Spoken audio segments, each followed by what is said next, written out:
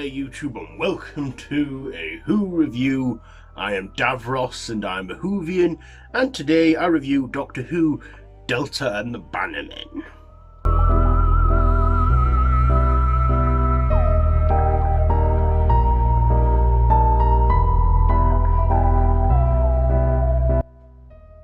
So this is a three-part story from 1987, the first serial in Sylvester McCoy's first season, and in this, the Doctor and Mel arrive at some space station where they're like the 100 billionth customer or something, and they win a trip to Disneyland in 1959, but then they're taken off course and end up in Wales at this camp resort called Shangri-La.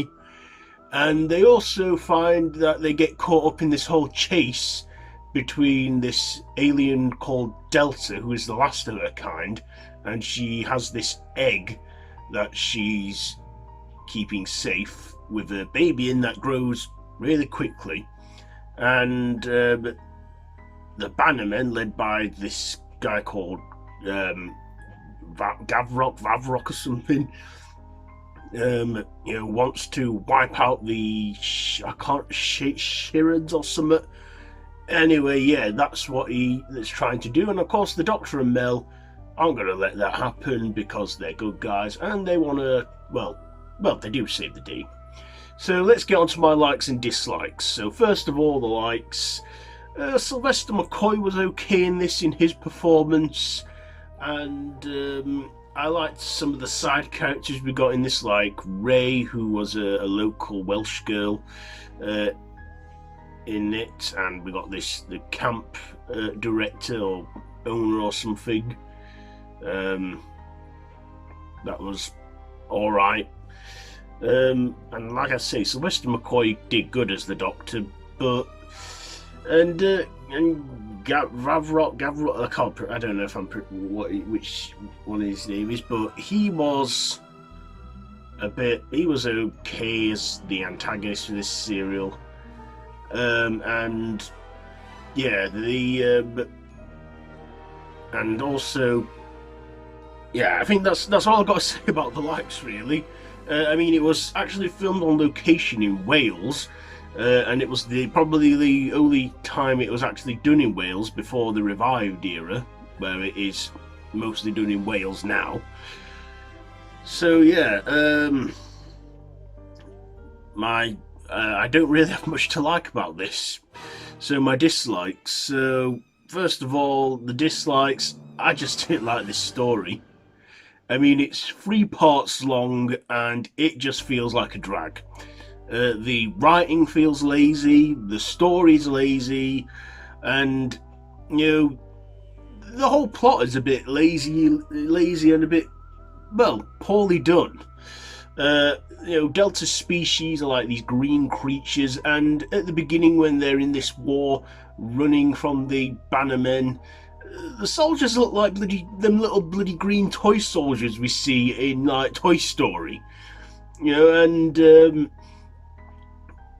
the character of Delta I found a bit boring. She was a bit of a boring character, if I'm being honest. I mean, I didn't really think much to this story at all. And the Bannermen, they looked a bit daft as well, with the whole banner on their backs, on their armour, and they did this like tongue thing.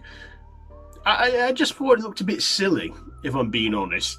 And yeah, not much to go on.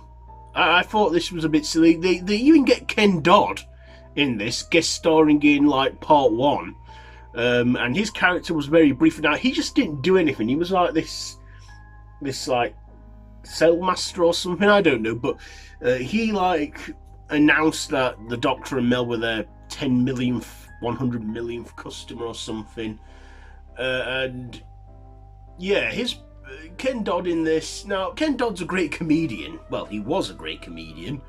But, yeah, his time in it just feels wasted. He just... this whole story feels like a big waste of time. It's 3 parts, so not too bad. But, like I say, it just drags on for ages. It's like 25 minutes each, so it's like 75 minutes. But yeah, like I say, this just feels, you can tell this is a cheap production one because the effects weren't too brilliant either in this. Also the ship that they go on to Disneyland and end up in Wales is like an old 50s style bus, which I think is a good, okay disguise. But then they crash into this satellite, which is an American thing, and we have these two American guys in there too, which I find forgettable, and their side story, I just thought, I'm thinking, where are they going with this? I mean, it's just such a poorly written, a poorly done serial, and I can see why it's so underappreciated, because it's just, like I say, a weak story, and I didn't really think this was a brilliant one. And I feel like, McCoy and Colin Baker and Sylvester McCoy, I feel, were great doctors, but I sometimes feel that they were in it at the wrong time, because the show really declined in its quality in the mid-80s, given the whole violence thing and it all being on trial and stuff. But yeah, I mean, I don't blame Sylvester McCoy's performance. I don't blame it on McCoy at all. He was great, but the rest of it, and also Bonnie Langford as Mel Bush.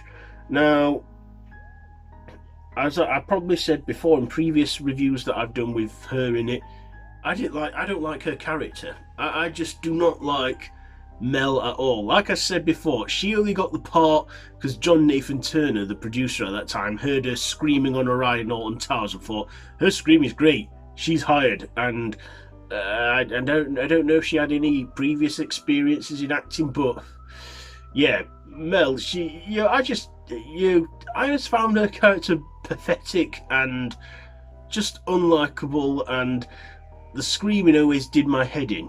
And she did scream in one scene, so I'm glad that she only screamed once in this serial and not multiple times. Because even the screaming is terribly acted as well. There, where she goes, ah! It's just so annoying, so irritating, and I hate it. I feel, Mel should have been. Mel just, like I say, she is my least favourite companion throughout the entire show. I'm sorry if you're any Bonnie Langford fans out there, any Mel Bush characters. I know I'm crapping on this character Mel, but I'm just giving you my honest opinion. I didn't like the character. I thought Ray, who was just the one-off character for this one, a Welsh girl, she was a lot better companion in this than she was, and she was only used for the 3 episodes, and after that she was gone. That character Ray was played by Sarah Griffith. I also found the guy she was in love with, Ben or something, who was like a singer for the camp, I found him a bit of an unlikable character. He's already falling for Delta, and he's willing to convert and like protect her and stuff, when he's hardly even known her for he's known her for 10 minutes, and this Ray character, he's known her all life, and she's secretly got a soft spot for him, and that never gets really touched on. It gets hinted on at one part where she's upset and sad because he's not noticed her, and then by the part 1 cliffhanger, after that it's all forgotten about. It's never picked up again. But yeah, like I say, this story just doesn't make much sense. It's a bit silly, it's flat, the writing's lazy. I know I'm just dumping all over this story, but I've got to give you my honest opinion about this, and if it's terrible, well, I've watched it and review it, so you don't have to. So yeah, second week in a row I reviewed another poorly done. Is it another poorly done one? Yeah, because I reviewed Demons of the Punjab last week, and that's not the best one. So yeah, second week in a row my Who review has been a bit of a negative one. Sorry, but yeah, I just like to, I just want to see some serials that I'm not familiar with or seen before. Anyway, enough with the ranting now that I've done probably on this. So yeah, do I recommend this? Not really. It's very forgotten about, and I can see why. So my ratings, I'm going to give the performances, because they were probably one of the good parts with it, well, with McCoy, but the rest of it, yeah. Okay, I'm just gonna have to. I'm sorry, but I'm gonna have to give the performances a 6. Lowest rating I've given performances.